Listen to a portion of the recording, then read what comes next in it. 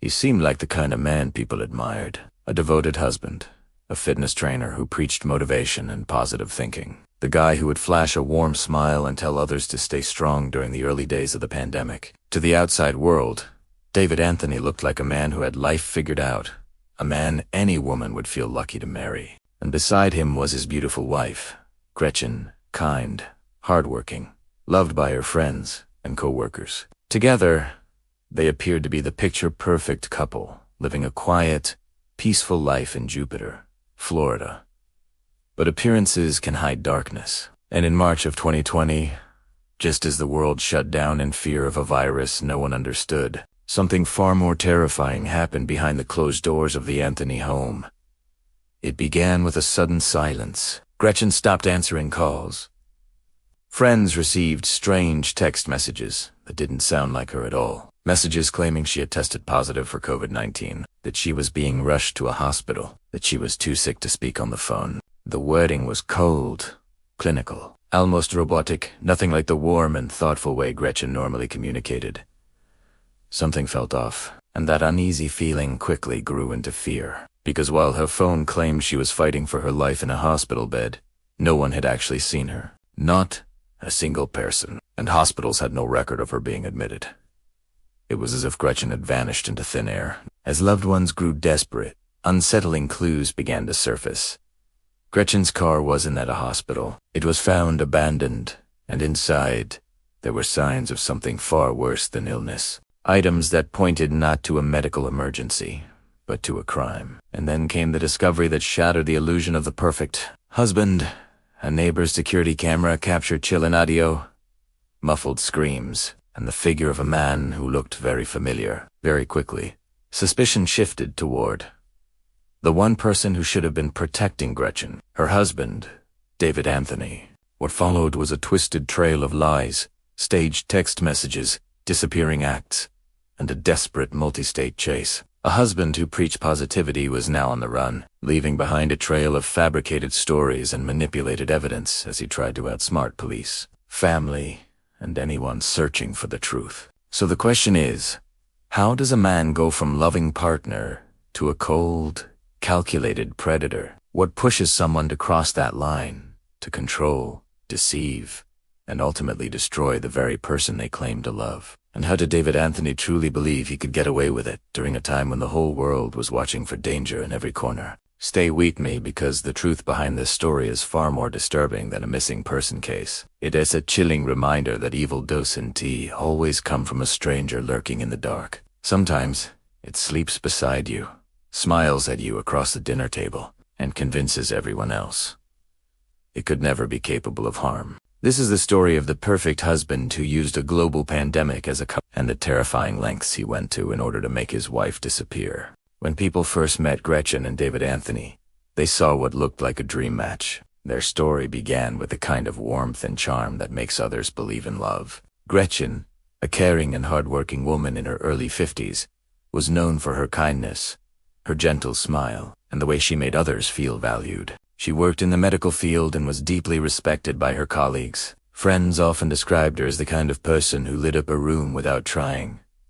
Thoughtful, dependable, and full of quiet strength. David, nearly 20 years younger, entered her life with energy and enthusiasm. Tall, athletic, and charismatic, he carried himself with the confidence of someone who wanted to make an impression. A fitness trainer who loved being the center of attention. He was the type of man who spoke loudly about positivity, motivation, and personal growth. He knew how to charm people, how to make them feel like he cared, like he understood them. To many, he appeared devoted, loving, even protective of Gretchen. He played the role of the supportive husband well, especially in public. Jupiter, Florida, where they built their life together, is the kind of quiet, coastal town people dream of settling in. Beautiful homes, peaceful neighborhoods, families walking dogs along palm-lined streets. For a while, Gretchen and David fit into that scenery perfectly. They were seen at local cafes, sharing smiles, laughing during walks, and posing for cheerful photos that painted a picture of a stable, affectionate marriage. Two outsiders, they were the couple who had it figured out. The couple that made people say, "I want a relationship like that." But behind closed doors, Their reality was far more complicated. Gretchen's friends noticed subtle shifts, little cracks in the image of perfection. They saw how David's charming behavior could quickly turn controlling. He struggled with insecurity, disguised as protectiveness. He questioned who Gretchen talked to, where she went, why she didn't answer fast enough. He had a way of turning small disagreements into dramatic confrontations, making Gretchen feel like she was the one who needed to fix things. There were times when his jealousy would flare without warning, leaving her anxious and emotionally exhausted. David's personality seemed to change depending on his audience. In group settings, he was friendly and upbeat, the guy who told jokes and bragged about his relationship. But in private, he could be unpredictable. Gretchen tried to make things work. She was patient, forgiving, hopeful that he would settle, that the man she first fell for was still there. Friends later recalled how she always tried to see the best in him, even when his behavior scared her. The power dynamic slowly shifted. David enjoyed attention, whether from friends, clients, or strangers. And Gretchen became increasingly aware of how much he craved admiration. If things didn't go his way, he didn't just get frustrated. He grew resentful. Over time, Gretchen confided in a few close friends that she felt she was walking on eggshells, trying not to trigger his anger.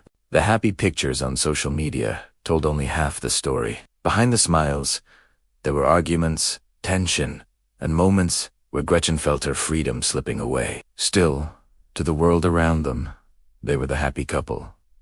They celebrated holidays, shared cheerful posts, and attended social events together. Their wedding photos, full of joy and bright promise, later became haunting symbols of a life that was never what it seemed. People who knew them now say that David worked hard to maintain that illusion, to make sure no one suspected the growing darkness within the marriage. This illusion of perfection became David's shield, a mask he wore so convincingly that even those closest to them never imagined what it was hiding. Because under that charming exterior was a man whose need for control was growing stronger, and whose behavior would soon spiral far beyond jealousy or insecurity. The cracks were widening, and the facade of the perfect marriage was about to shatter in a way no one could have predicted.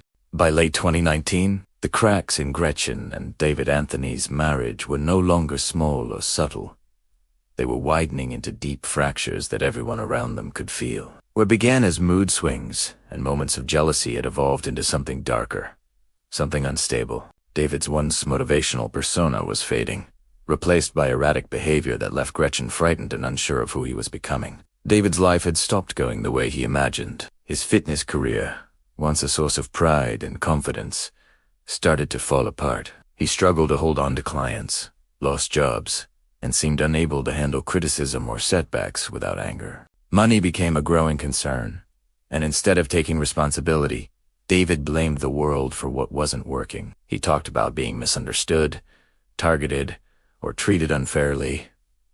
Always the victim in his own story. The confident trainer who preached positivity was slipping into paranoia. As 2019 turned into 2020, David's behavior took an alarming turn. He became obsessed with conspiracy theories and increasingly irrational ideas, and his mental state appeared to unravel. When the first news of a mysterious virus surfaced, David didn't respond with fear. Like most people, he responded with fixation. He convinced himself that the world was entering a catastrophic war against a hidden enemy, and he spoke as though he was the only one who truly understood the danger. He claimed the government was lying, that hospitals were part of a plot, and that he needed to protect people by exposing the truth. What sounded bizarre to others seemed absolutely real to him. This paranoia seeped into his marriage. Conversations with Gretchen often spiraled into rants about conspiracies or grand plans he believed he needed to carry out. He talked about destiny, about being chosen for something bigger, something heroic.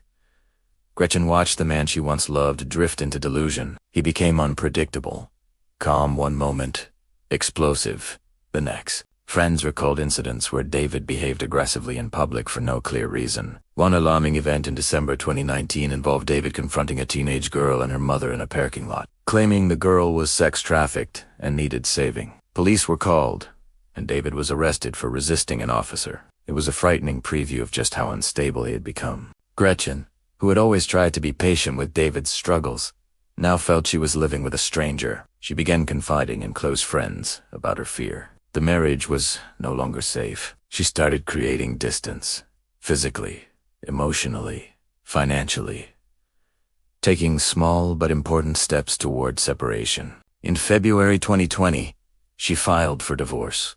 It was a decision many believed could save her life, but it was also the moment everything escalated. David did not accept the divorce as the natural end of a failing marriage.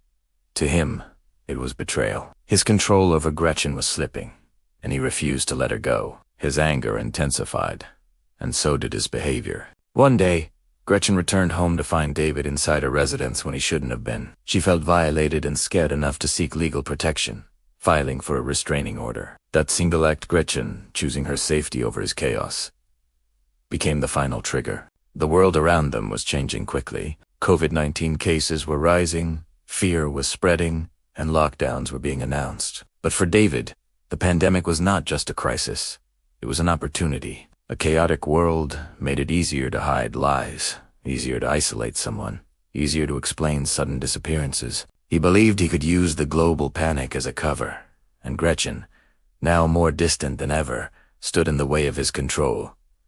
The downward spiral was complete. David's mental state had shifted from unstable to dangerous. Gretchen's attempts to leave had pushed him into a mindset fueled by paranoia, resentment, and a belief that he could rewrite reality to fit his own narrative. The marriage was over, but David refused to let it end without reclaiming power, no matter the cost. And as March 2020 arrived, with the world distracted by a pandemic, David Anthony made a decision that would lead to one of the most disturbing cases born out of the lockdown era. March 21st, 2020, began like any other Saturday in Jupiter, Florida. But by the end of that day, Gretchen Anthony had vanished, and the first threads of a disturbing mystery were set in motion. The timing was grimly convenient for anyone attempting to hide a crime. The country was shutting down, workplaces were closing, and people were staying indoors. In that atmosphere of fear and confusion, Gretchen's sudden silence might have gone unnoticed for days. But those who loved her sensed almost immediately that something was wrong. On March 22nd, Gretchen's friends and family awoke to strange text messages from her phone. The messages claimed she had tested positive for COVID-19 and had been admitted to a medical facility. The wording was stiff, rushed, and unlike Gretchen's typical thoughtful tone. She supposedly didn't want to talk, was being transferred, and needed privacy. One message said she was being taken by a CDC-approved task force. Another claimed she was going into isolation and would not be able to respond. At a time when everyone was terrified of the virus, the excuses sounded plausible. But those who knew Gretchen well felt uneasy. She would never disappear without calling her daughter. She would never ignore her closest friends. And she certainly wouldn't send impersonal, robotic messages about something so serious. Co-workers also received odd messages stating that she wouldn't be at work and that she was being hospitalized. But there was no follow-up call, no verification, no voice contact. Something felt off. Within hours, Gretchen's best friend began making calls to local hospitals, checking if Gretchen had been admitted. The answer was the same everywhere. No record of her. On March 23rd, the situation escalated. Gretchen's car was found parked at the Jupiter Medical Center, but she was in inside, and no one there had seen her. The car looked staged, as if someone wanted people to believe she had been dropped off for treatment. Inside the vehicle, there were personal belongings, including items Gretchen would never leave behind. This wasn't a sick woman seeking help. This was a sign, a warning, that someone wanted to manufacture a story. Concerned, Gretchen's family contacted police and requested a welfare check at her home. Officers arrived at the townhouse on Sunshine Place and immediately sensed something was wrong. There was no answer at the door, but neighbors came forward with information that chilled investigators. One neighbor reported hearing what sounded like a woman's terrified screams coming from Gretchen's home early on March 21st.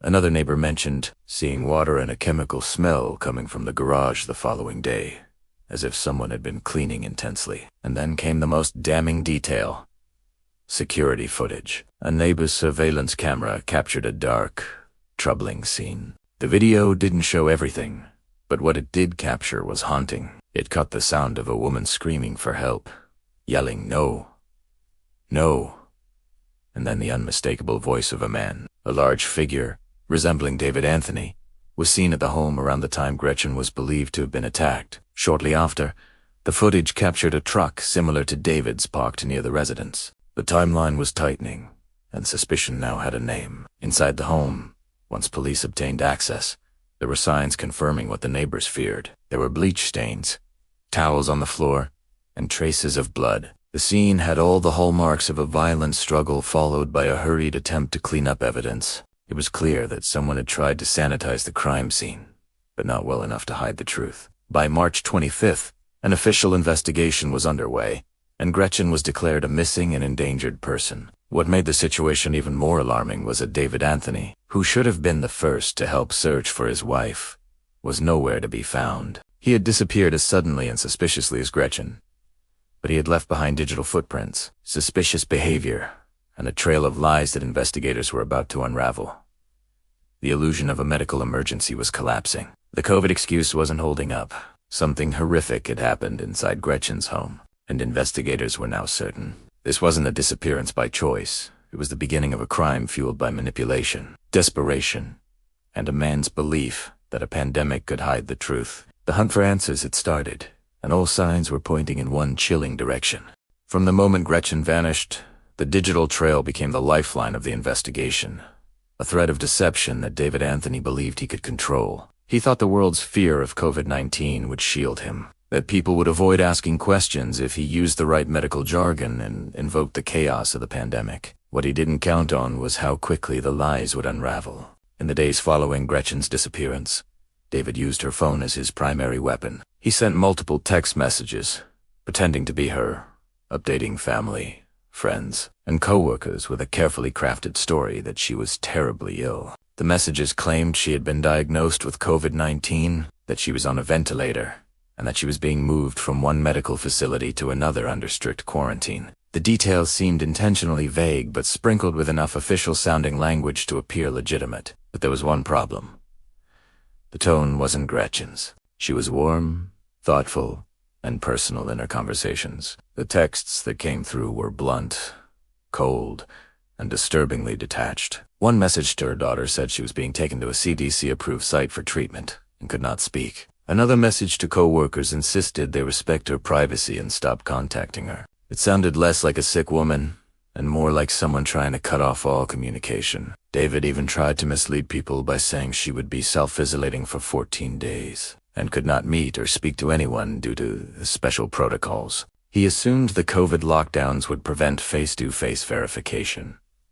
He assumed fear would silence suspicion, but instead, the messages only fueled concern. Loved ones began comparing the texts, noting inconsistencies. Some referred to the virus in ways Gretchen never would. Others had spelling errors or phrasing that didn't match her usual language. And the biggest red flag: no hospital allowed a transfer without family notification, especially during the early pandemic when hospitals were overwhelmed. While the messages attempted to pull people away from the truth, David was on the move. He used Gretchen's phone to make the texts appear local, but cell phone tower data later showed the phone was traveling first within Florida, then heading west. Investigators quickly recognized the pattern.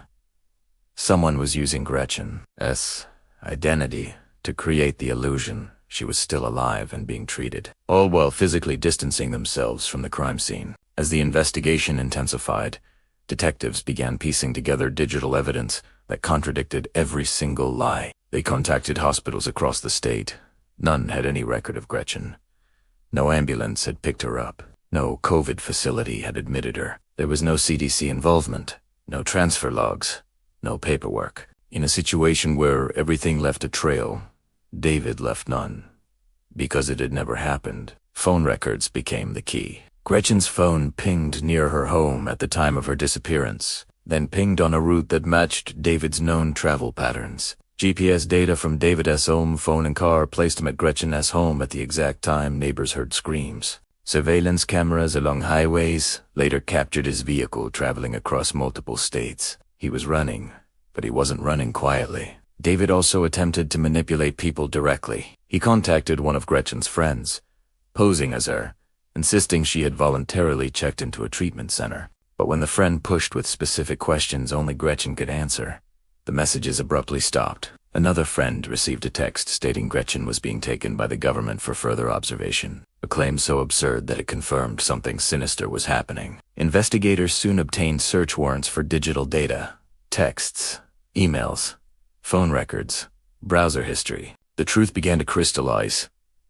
David had constructed an entire fictional scenario, using the pandemic as a mask to cover up violence. He underestimated how quickly trained eyes would spot the holes. The story he built, the COVID diagnosis, the transfers, the CDC involvement, had a single purpose: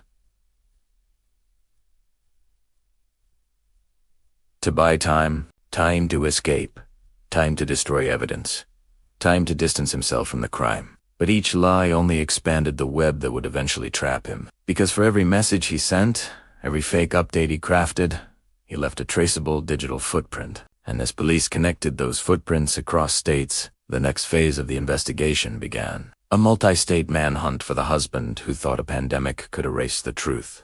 As Gretchen's family and detectives pieced together the truth behind the false messages, David Anthony was already miles away, determined to outrun the consequences closing in on him. What he didn't realize was that every mile he drove, every decision he made, was tightening the net around him. His escape was not a calculated, well-planned disappearance.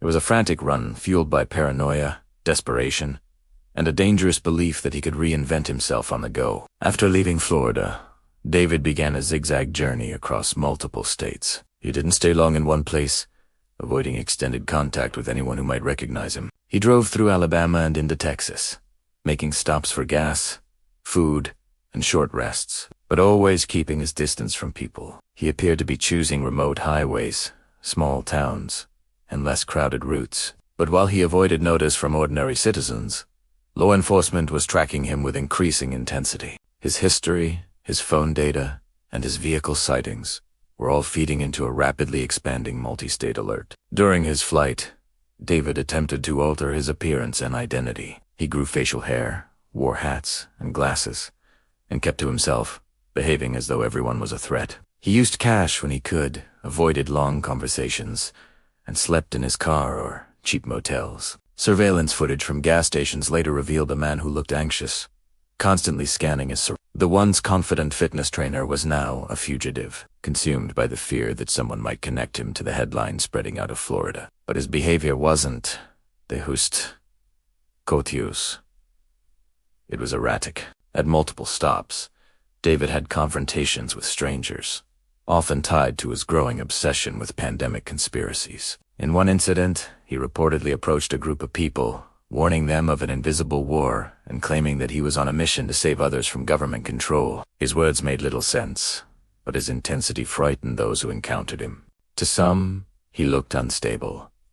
To others, dangerous. Meanwhile, detectives and U.S. Marshals were assembling the route he had taken. ATM withdrawals, gas station receipts, highway toll captures, and cell phone tower pings mapped out a trail leading west. By March 31, 2020, authorities believed he was heading toward the southwest, possibly New Mexico or Arizona. Notifications were sent to law enforcement across those regions, and patrols were instructed to keep an eye out for David's vehicle. On March 31st, in Las Cruces, New Mexico, David's run finally hit a wall. Local police, who had received information about a vehicle matching his description, located him in a parking lot outside a store. When officers approached, David immediately became agitated. He tried to distance himself, acting as though he was being persecuted. Instead of cooperating, he began making bizarre claims.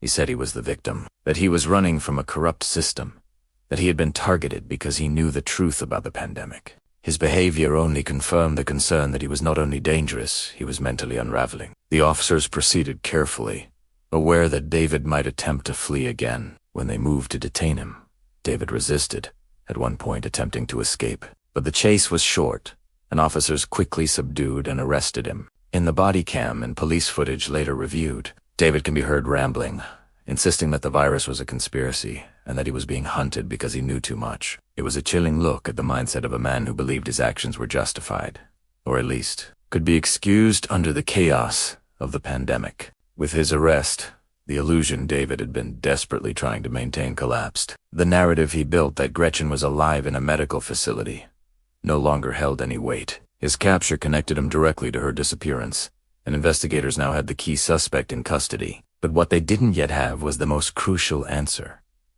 Where was Gretchen? David's arrest set off a new wave of urgency. Detectives in Florida prepared to bring him back, hoping that the pressure of prosecution would break through his delusions. Family members held on to hope that maybe, just maybe, there was still a chance Gretchen could be found alive. But deep down they feared what the evidence had been pointing to since the first day her voice fell silent. The cross-country chase had ended, but the darkest part of the investigation was still ahead, because now it was time to uncover the truth that David had tried to bury beneath fear. Chaos, and a pandemic that had already terrified the world.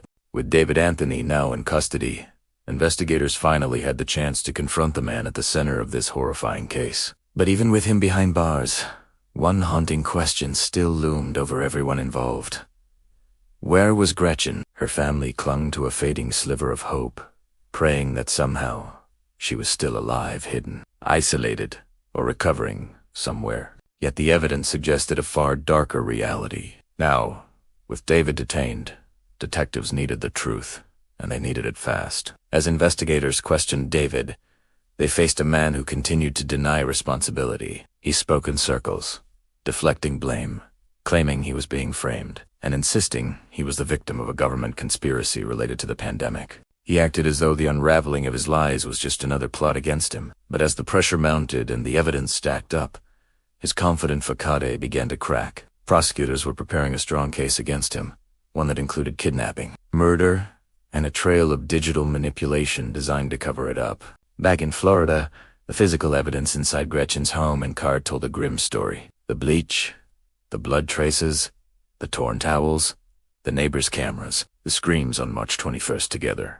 They painted a picture of a violent attack followed by an attempt to erase the truth. With no body recovered yet, prosecutors knew they needed more leverage. They offered David a deal: reveal Gretchen's location and cooperate, and they would consider reducing the charges to second-degree murder instead of first-degree. A choice that could mean the difference between life behind bars and the possibility of one day leaving prison. Faced with overwhelming evidence and the reality that his fabricated story could no longer protect him, David finally broke. In December 2020, he agreed to a plea deal. In exchange for a confession and for leading authorities to Gretchen's remains, he would be sentenced to 38 years in prison, a long stretch, but far less than a life sentence without parole. And with that agreement came the truth that Gretchen and his loved ones had feared since the first moment her voice went silent. Gretchen was gone, killed by the man she once trusted with her life. David revealed where he had taken Gretchen's body, allowing investigators to finally recover her remains and give her family the closure they desperately needed. Closure, but not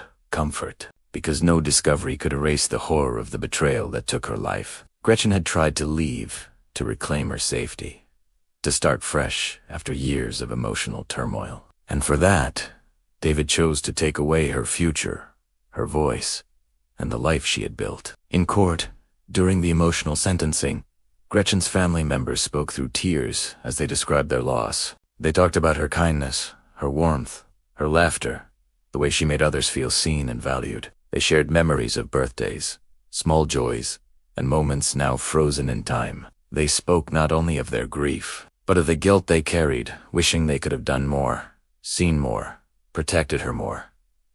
But the truth was, Gretchen had seen the danger. She had tried to escape. The tragedy was that David didn't allow her the freedom to survive. Psychological experts later pointed to David's behavior as a prime example of narcissistic manipulation and delusional thinking. He was a man who needed control, admiration, and power, and when the world began slipping out of his grip, he rewrote the narrative in a way that placed him at the center of a grand story only he believed. His need to dominate Gretchen's life extended beyond her death. Ebony Morver.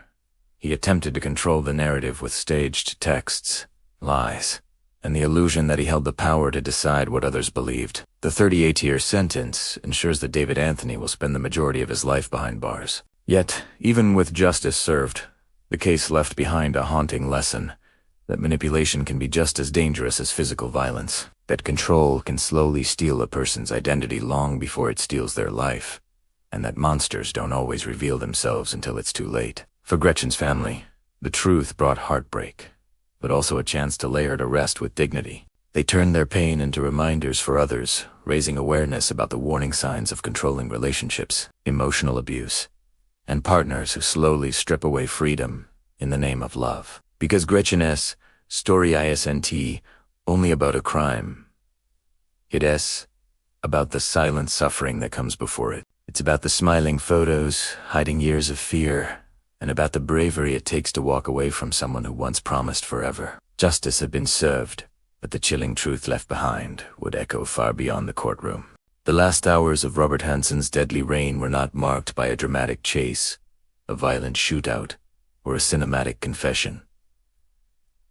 They were quite almost disturbingly ordinary. He sat in a courtroom, the same calm, soft-spoken man the world had always seen. A baker, a husband, a father.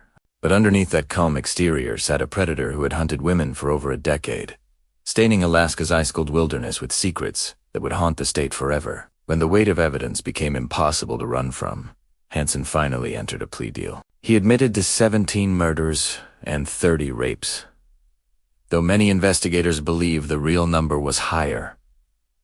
Much higher. His plea wasn't demotivated by guilt or remorse.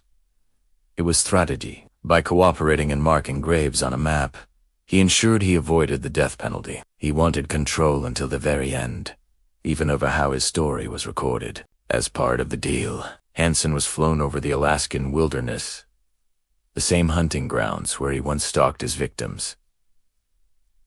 But this time, he wasn't the predator. He was a prisoner, chained and escorted by armed officers. While the helicopter cut across frozen rivers and endless forests, he pointed out where he had left the women he hunted.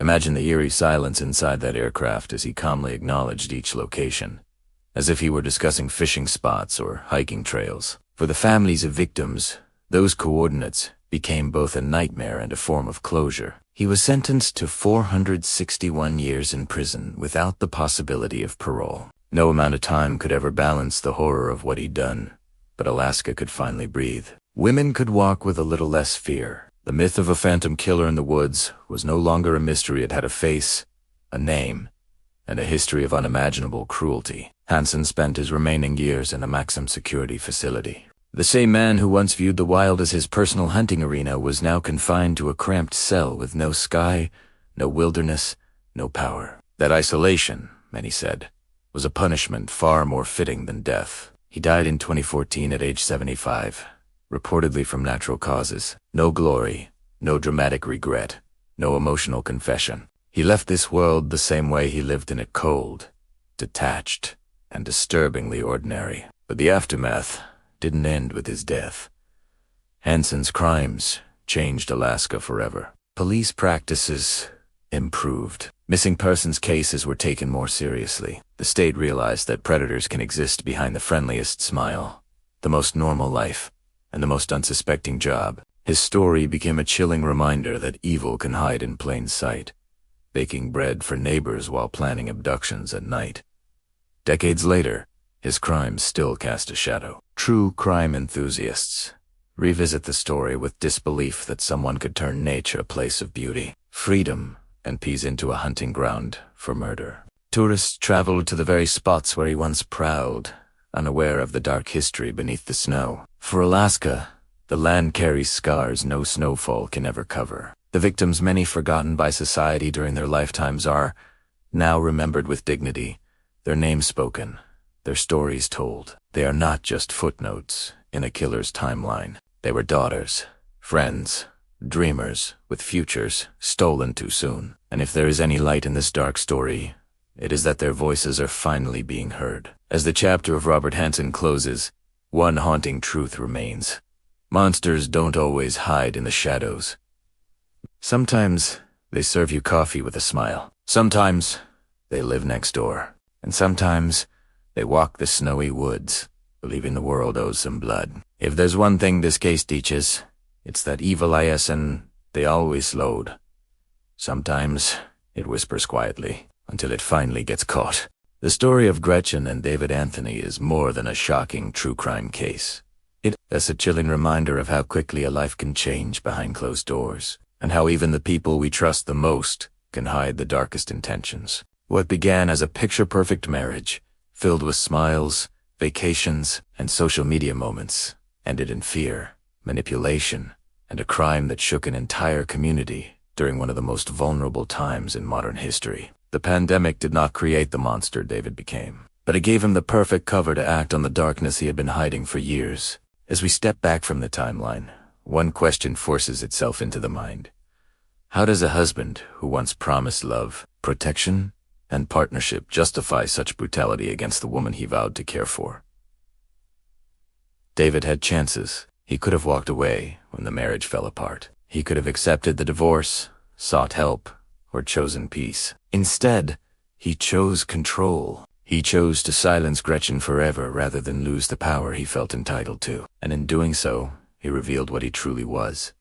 Not a victim of circumstance, but a manipulator who believed he was smarter than everyone around him. Gretchen's family, friends, and neighbors refused to let her become just another missing person. Their instincts, persistence, and refusal to accept convenient lies were the reason her truth was uncovered. This case serves as a reminder to trust your intuition when something feels wrong, because those early warning signs, those small changes in someone's behavior, those uneasy feelings in your gut often appear long before the final tragedy unfolds. Gretchen saw red flags. She tried to separate. She told others about David's instability. And that courage matters. Even though she could not escape the outcome, her voice was heard in the end because others chose not to stay silent. But beyond the crime, there is a lesson that shouldn't be ignored. Abusers rarely begin as monsters. They start as charming, attentive, perfect partners. They love bomb. They present themselves as the answer to your dreams. And slowly, they shift the balance of control. Manipulation is quiet at first, isolating you, breaking your confidence, rewriting reality until you question your own instincts. Gretchen's story isn't just a crime story. It's a warning about the thin line between love and control, and how quickly affection can turn into possession in the hands of the wrong person. Before we close this chapter, take a moment to honor Gretchen. Not as a victim defined by her final moments, but as a woman who deserved safety, freedom, and a life far longer than what she was given. Let her story remind you to look out for those around you. Check in on friends who pull away. Pay attention to sudden shifts in behavior. Sometimes your concern could be the lifeline someone needs. Now, I want to hear from you. What part of this case struck you the most? The deception? The COVID cover? The chilling texts sent from Gretchen's phone? Or the fact that someone so close to her was capable of such a calculated plan? Share your thoughts in the comments. Your perspective keeps this discussion alive and helps others recognize the signs before it's too late. If you found this breakdown respectful, eye-opening, and worth sharing, please like this video. It helps the story reach more people who need to hear it. Subscribe to the channel if you want more deeply researched true crime documentaries told with accuracy and humanity. And don't forget to turn on notifications so you never miss the next case we investigate. Thank you for watching until the end. Stay aware, stay safe, and remember, the most dangerous monsters are not the strangers in the shadows, but the ones who live inside the walls we believe are safe.